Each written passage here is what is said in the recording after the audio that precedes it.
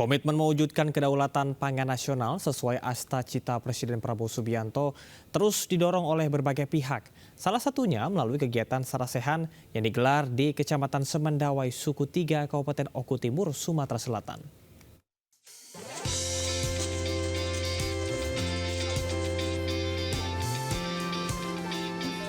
Kegiatan yang bertajuk optimalisasi potensi alam menuju kedaulatan pangan digelar di Desa Trimorejo, Kabupaten Oku Timur.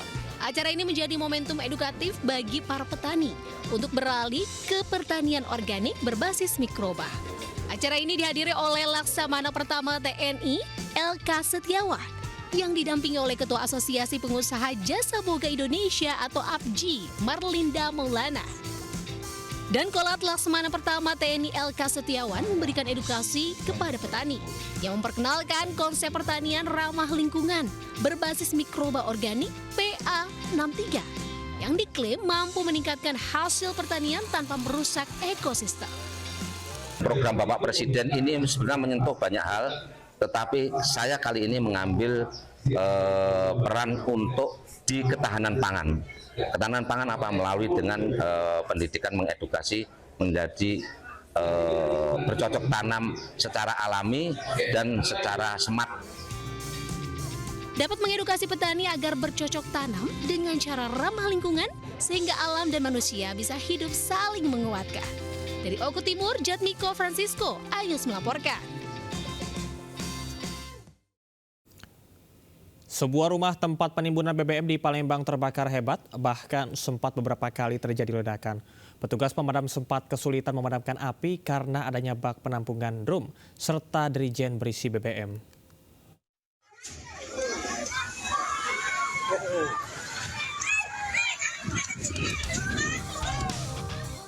Sebuah ledakan disertai kobaran api membakar sebuah rumah yang dijadikan tempat penimbunan bahan bakar minyak BBM di Jalan Kartowinangun, Talang Betutu, Sukarami, Palembang. Terjadi beberapa kali ledakan membuat warga sekitar panik berhamburan.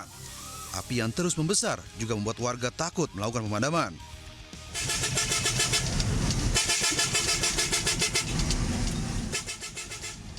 Petugas damkar yang mendapat laporan bergerak cepat menuju lokasi kebakaran. Petugas sempat kesulitan melakukan pemadaman. Diketahui adanya bak penampungan dan 8 drum BBM yang terbakar. Sedangkan 24 dirijen berisi BBM berhasil diamankan warga dari lokasi kejadian. Pihak RT setempat tidak mengetahui aktivitas penimbunan BBM tersebut. Kalau saya sendiri sih sebagai ketua RT itu tidak ada laporan aktivitas mereka di sini, tidak ada. Andaikan dulu melapor, saya cegah itu Pak. Pasti saya cegah, karena itu bagaimanapun tidak boleh Pak, bahaya. Api akhirnya berhasil dipadamkan setelah petugas menerjunkan 6 unit mobil pemadam. Kebakaran ini menyebabkan 1 korban luka bakar. Polisi juga memeriksa pemilik gudang BBM tersebut. Dari Palembang, Sumatera Selatan, Firdaus melaporkan. Petugas damkar berhasil mengevakuasi dengan selamat seorang pria yang nekat memanjat tower provider di Desa Lubuk Palas, Asahan, Sumatera Utara. Diduga pria tersebut mengalami depresi akibat permasalahan rumah tangga.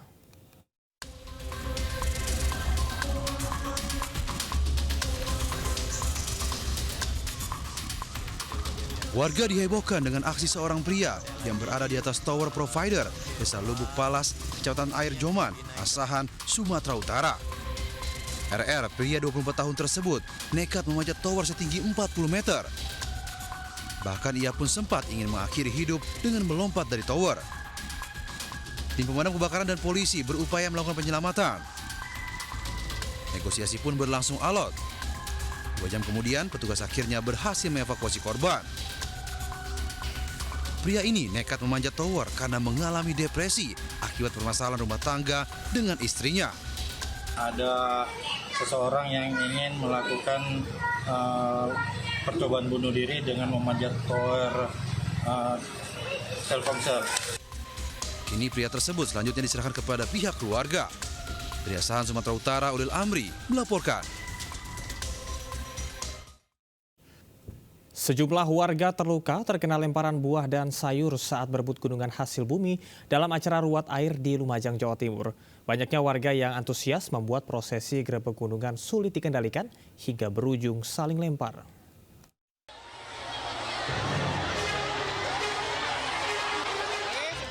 Tradisi berebut gunungan hasil bumi di lokasi wisata Tirtosari View, Desa Penanggal, Kecamatan Candipuro, Lumajang, Jawa Timur, Minggu siang tak terkendali. Banyaknya warga yang hadir dan antusias mendapatkan gunungan hasil bumi berupa sayuran dan buah-buahan membuat panitia kewalahan.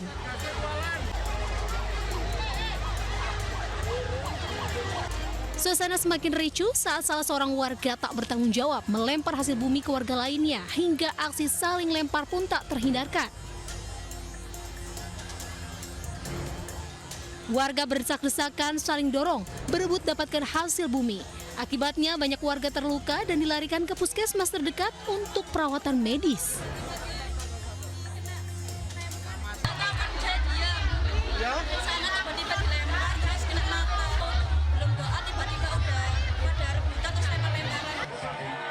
Acara gerebek gunungan hasil bumi ini merupakan tradisi warga setempat sebagai wujud syukur atas berkah berupa sumber air yang tidak pernah surut sepanjang tahun meski musim kemarau.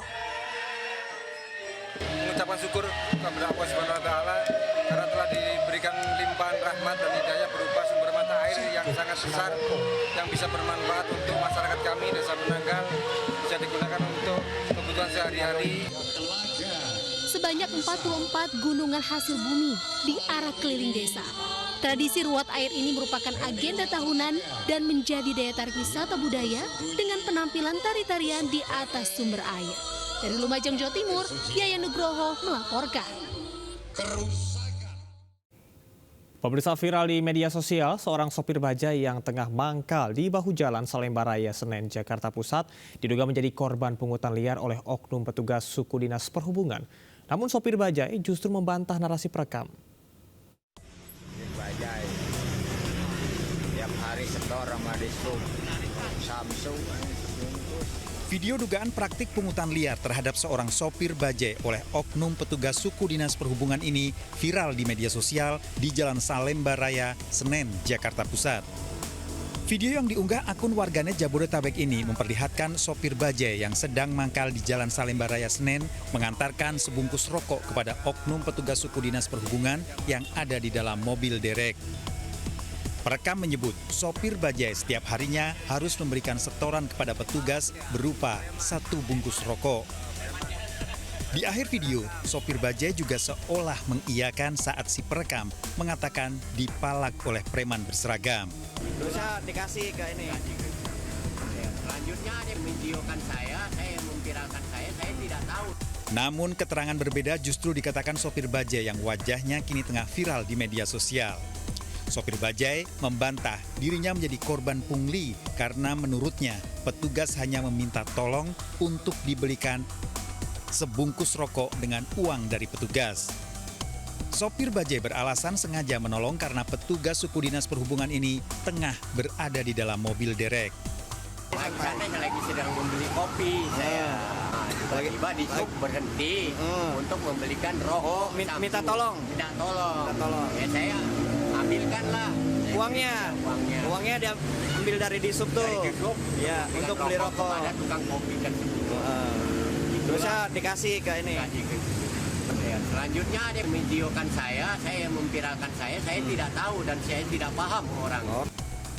Pasca viralnya video ini, sopir bajai telah 2 kali dipanggil oleh pihak suku dinas perhubungan Senen untuk dimintai klarifikasi. Sayangnya belum ada keterangan resmi dari pihak suku dinas perhubungan terkait peristiwa ini.